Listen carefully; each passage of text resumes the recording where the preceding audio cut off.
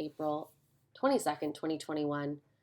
We are on our 10th lesson where we're going to practice writing an Enduring Issues essay introduction. Our lesson objectives are: I can explain the components of the Global History 2 Enduring Issues essay, and I can use the rubric of the Global History 2 Enduring Issues essay to assess 2 introductory paragraphs. So, why is it important that we do this? It is because at the end of 8th grade, after you complete taking Global History 2, you're taking Global History 1 now, you will take the Global History 2 Regents, and part of it is the Enduring Issues essay. I want to remind us, what is an enduring issue? What does this idea mean? It is an issue or a challenge or a problem that has been debated or discussed across time.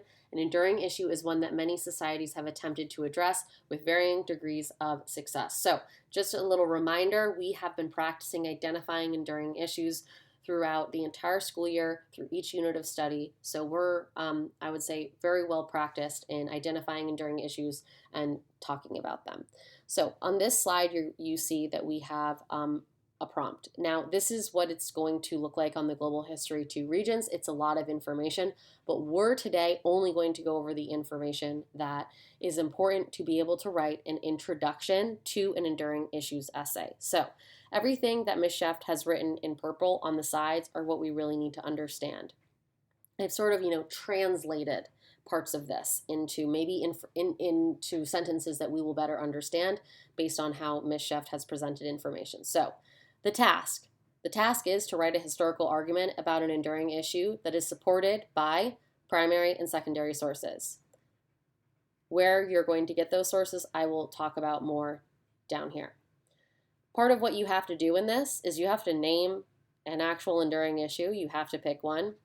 You have to define that enduring issue so that you sort of have created this idea that your reader is going to be able to follow, and it's what you're going to argue for. And another part is that you actually have to write a historical argument claim, something that we've been practicing all year. Now, let's talk about sources. When you take this Global History 2 Regents, you will be provided 5 sources, whether they're primary sources or secondary sources.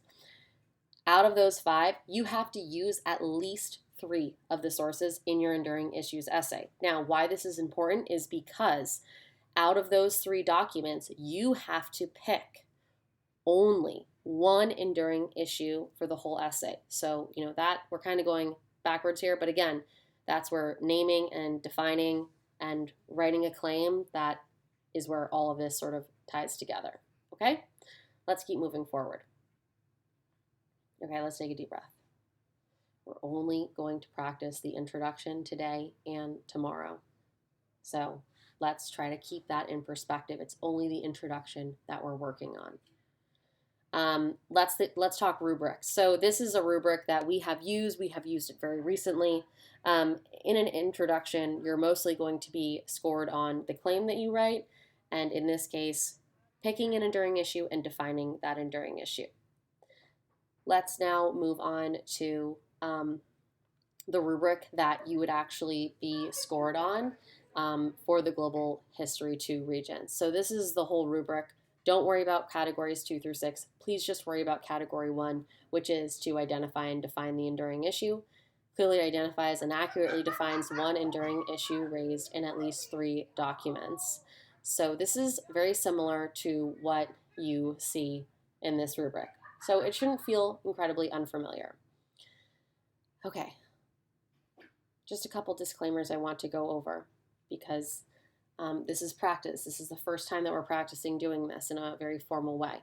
So today, you're only going to be given 3 documents. I want to remind you, on the Global History Regents, you will be given 5 documents.